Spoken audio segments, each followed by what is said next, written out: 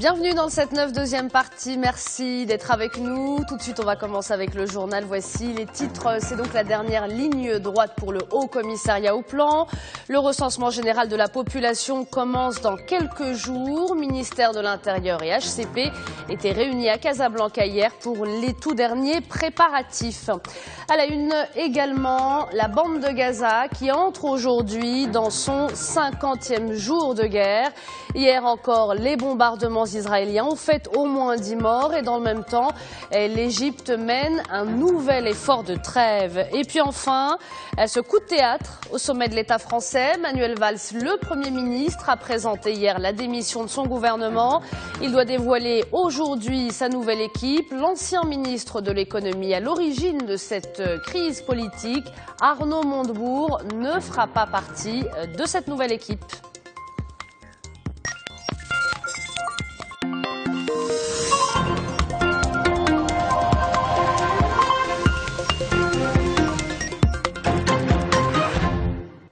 Voilà donc pour les titres. C'est donc la dernière ligne droite pour le Haut Commissariat au Plan. Le recensement général de la population commence la semaine prochaine. Le HCP et le ministère de l'Intérieur se sont réunis hier à Casablanca. Une réunion pour faire le point sur les tout derniers préparatifs en prévision de cette grande opération de recensement. Voyez le reportage de Faisal Abrouche, le récit est d'Amina Ben Khalaq. Le compte à rebours a commencé. Le recensement démarre dans seulement 6 jours. Et pour faire les dernières retouches avant ce rendez-vous, les cadres du Haut Commissariat au Plan et du ministère de l'Intérieur se sont réunis à Casablanca. J'achèverai un peu la formation dans quelques jours et commencera alors la phase d'exécution du recensement, c'est-à-dire le moment où les agents recenseurs se déplaceront chez les ménages pour recueillir les informations et remplir tous les questionnaires du recensement.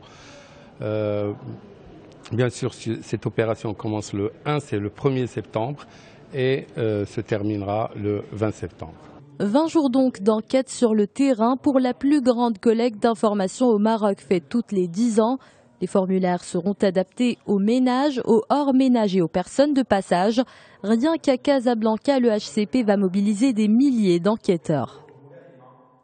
Les préparatifs de recensement général de la population au niveau de Grand Casablanca, le dispositif humain, c'est environ 11 000 personnes qui vont participer à l'exécution de cette opération au niveau de Grand Casablanca, c'est-à-dire les 11 préfectures et les 3 provinces, les 8 préfectures et les 3 provinces. Tous les préparatifs sont pris pour réussir cette mission des différents intervenants, que ce soit au niveau des recenseurs, des contrôleurs, des superviseurs. Ce 6e recensement au Maroc a fait appel à plus de 53 000 agents recenseurs. Sur le terrain, ils seront supervisés par environ 20 000 contrôleurs. Le tout pour un budget de 895 millions de dirhams. Autre grand titre de l'actualité ce matin, Gaza où les violences continuent et avec elles leur lot de victimes. Les bombardements de l'armée israélienne ont fait au moins 10 morts dans la bande de Gaza hier. Cela fait maintenant 1 mois et demi que l'opération militaire israélienne a commencé et dans le même temps, l'Égypte aurait proposé une nouvelle trêve. On fait le point avec Manal Ardali. Un nouvel épisode meurtrier à Gaza. Dans la journée d'hier, les bombardements intensifs contre l'enclave palestinienne ont fait au moins 10 morts. 3 enfants et 2 adultes réfugiés dans une école de l'ONU ont été blessés par des éclats d'obus. Depuis le 19 août, marquant la rupture d'un cessez-le-feu de 9 jours, plus de 113 Gazaouis ont été tués, portant ainsi le nombre de victimes à près de 2130. C'est un crime de guerre. Ils ont frappé cette maison de civils où il n'y avait personne d'ailleurs au moment du bombardement. Ils disent qu'ils sont à la recherche des roquettes et des membres de la résistance, mais ici, il n'y a que des civils.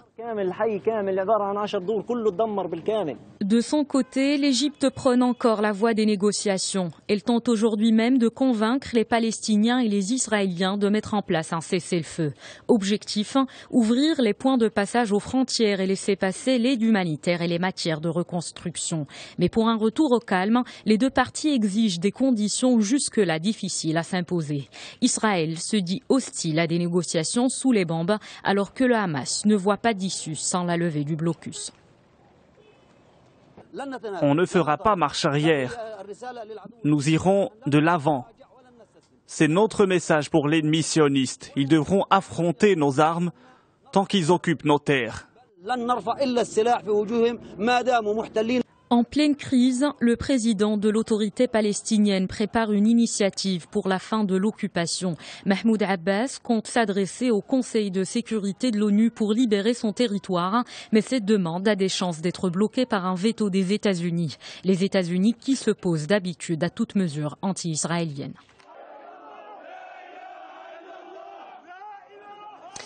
Et les violences et la confusion qui se poursuivent aussi en Libye. On apprend que les Émirats arabes unis auraient mené secrètement, avec l'appui de l'Égypte, des frappes aériennes contre des milices intégristes en Libye, des interférences extérieures dénoncées hier par les pays occidentaux dans un communiqué commun. Selon le New York Times, qui a révélé l'information, les premières frappes auraient eu lieu il y a une semaine à Tripoli contre des positions tenues par les milices et un dépôt d'armes, des frappes qui ont fait au moins 6 morts. Une deuxième série de frappes a eu lieu au sud de la capitale libyenne. Ça s'est passé samedi. Les Émirats auraient utilisé leur appareil et leur équipage. L'Égypte aurait prêté des bases aériennes. Toujours selon le journal américain. Par ailleurs, on apprend également que la résidence du chef du gouvernement provisoire à Tripoli a été pillée et incendiée. Une attaque imputée au groupe armé Fajr Libya. Enfin, toujours à propos du dossier libyen, une personnalité pro-intégriste, Omar El-Hassi, a été chargé hier par l'Assemblée libyenne sortante, le Conseil général national, de former un gouvernement de salut national alors que le pays dispose déjà d'un gouvernement provisoire. On va rester en Libye pour continuer. La Libye où un drame humain, celui de l'immigration clandestine, a eu lieu il y a quelques jours. 170 personnes avaient disparu en pleine mer à une soixantaine de kilomètres au large de Tripoli. Les autorités libyennes dépassées ont lancé un appel à l'aide aux pays occidentaux. Même chose du côté de l'Italie qui elle aussi paie un lourd tribut. Manel Ardari. Ce corps flottant révèle un nouveau drame de l'immigration clandestine dans un pays ravagé par les violences. D'un rêve, il ne reste plus que des corps et des débris d'une embarcation perdue dans la mer. Une embarcation qui portait quelques 200 migrants. Alertés par la population, les gardes-côtes libyens sont arrivés trop tard pour sauver 20 personnes. 16 d'autres ont été retrouvées vivantes et les recherches se poursuivent.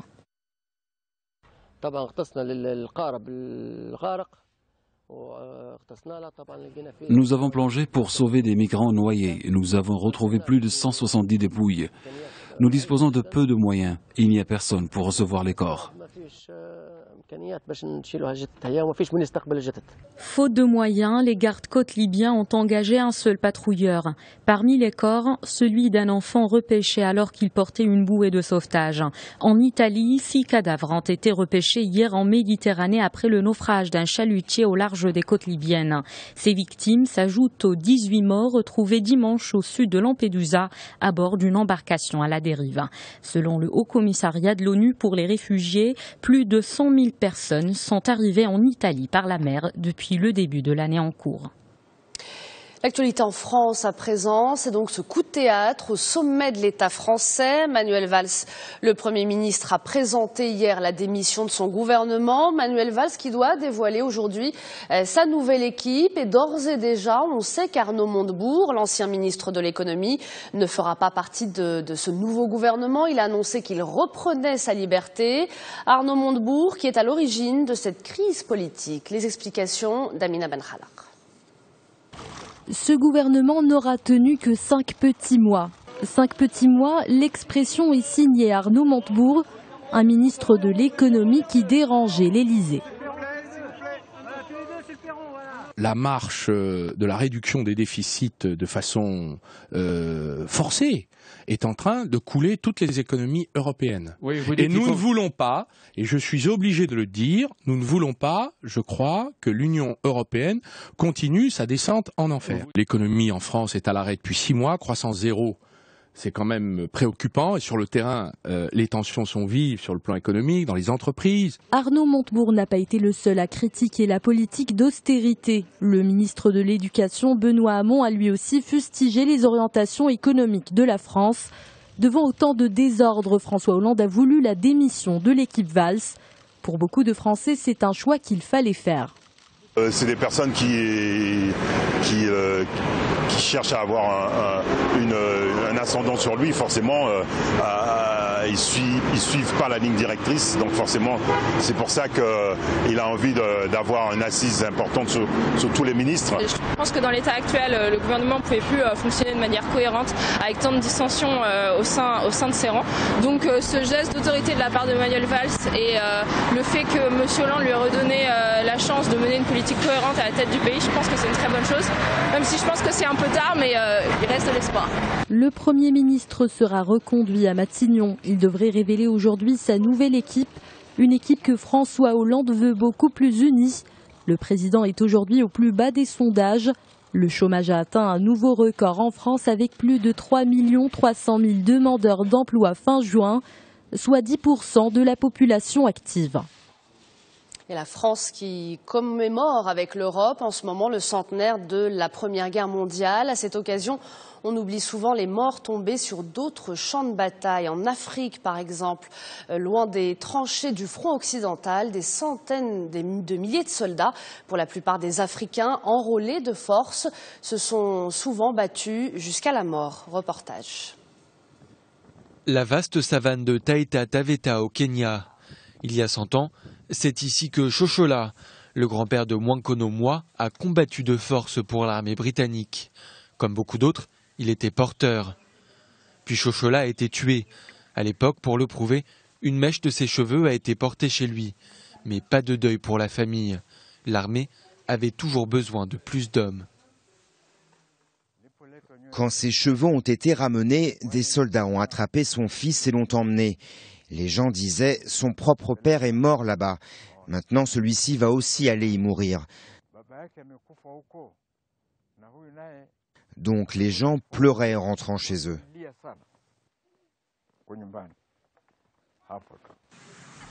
Le père de Mwankono a survécu, mais beaucoup n'ont pas eu cette chance. Des centaines de milliers d'Africains ont été enrôlés pour soutenir l'effort de guerre. Des porteurs pour la plupart, les pieds et les mains de l'armée, comme les décrivait Rudyard Kipling. La campagne militaire de Tsavo a duré tout le temps de la guerre. On ne connaît pas le nombre d'Allemands tués, mais 10 000 Britanniques sont morts et plus de 90 000 Africains, principalement pour cause de maladies. Il y a eu une terrible souffrance ici, et il faut s'en souvenir. Et je pense que les personnes qui viennent ici repartent vraiment en se disant « Mon Dieu, quelle époque difficile !» La plaine de Taita Taveta était le théâtre des plus grands combats d'Afrique de l'Est. Il suffit aux visiteurs de se pencher pour le constater. On venait avec les enfants quand ils étaient petits pour se promener sur le site et on trouvait des balles, des morceaux de métal, toutes sortes de choses. Beaucoup de touristes viennent ici pour des safaris, observer les éléphants, les lions et les girafes. Mais les musées kenyans et les autorités locales envisagent d'organiser un tourisme un peu différent, des visites de champs de combat. Une première dans le pays. Emmenez un touriste ici, apprenez-lui un peu d'histoire avec un coucher de soleil sur cette vue. Fantastique. Si peu de personnes se souviennent aujourd'hui de la course à l'Afrique menée par les puissances occidentales, ici au Kenya, le souvenir de cette partie de l'histoire reste douloureux. Durant cette période, plus d'un homme sur 10 a perdu la vie dans ce pays. Puis dans le reste de l'actualité, en bref, d'abord aux États-Unis, les obsèques hier de Michael Brown, le jeune noir tué le 9 août dernier par un policier blanc. Après 10 jours d'émeutes raciales, le calme semble rétabli depuis quelques jours à Ferguson, cette banlieue de Saint-Louis dans le Missouri. Hier, des milliers de personnes, dont de nombreuses personnalités, ont assisté à ces obsèques. Et puis, en bref, également, pour terminer ce journal, la Ligue de football professionnel en Algérie a annoncé hier la suspension jusqu'à nouvel ordre de tous les matchs dans le pays. Décision sans précédent qui fait suite à la mort du joueur camerounais Albert Ebossé, touché, on le rappelle, par un projectile. C'était au terme d'une rencontre du championnat d'Algérie. Le président de la FIFA, Joseph Blatter, a lui aussi réagi sur son compte Twitter. On pouvait lire « Intolérable qu'un spectateur provoque la mort d'un joueur. Stop à la violence ». Voilà pour le journal. Ce matin, on va s'intéresser à l'actualité du Liban.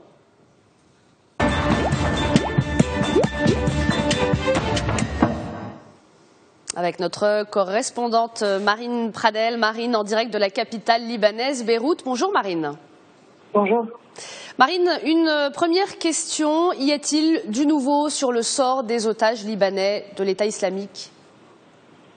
Oui, alors on a des nouvelles, mais pas vraiment des bonnes, alors que le Conseil des oulémas avait réussi à créer un dialogue avec les djihadistes et même à faire libérer 2 policiers en fin de semaine.